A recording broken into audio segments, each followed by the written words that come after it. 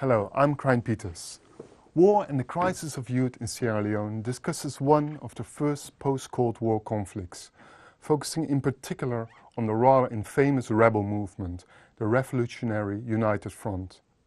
The decade-long conflict in this small West African country became known to the world for three characteristics in particular: the large number of child soldiers that took part in it, the terrible human rights violations that were committed, cutting off the limbs of civilians, men, women and children became the rebels' trademark atrocity.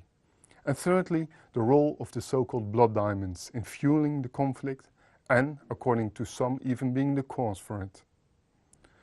Some of the interview material in the book dates back to 1996, when I visited the country for the first time as a student to do research on the few child soldiers who had managed to demobilize.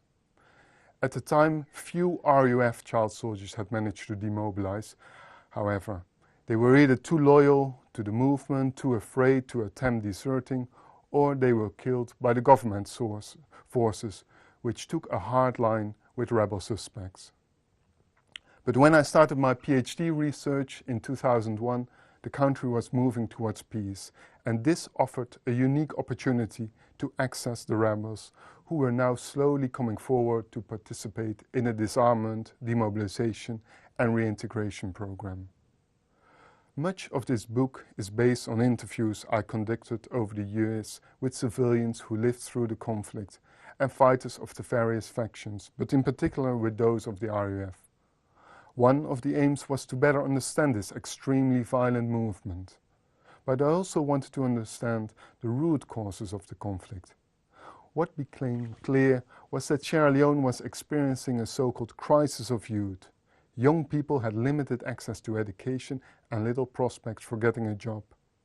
Moreover, many of them felt exploited by the rural elites who misused customary law to extract money or labor from these youngsters. Together, this made them vulnerable to militia conscription and its promises of a better and fairer country. This so-called crisis of youth is present in many sub-Saharan African countries and arguably in other regions of the world as well.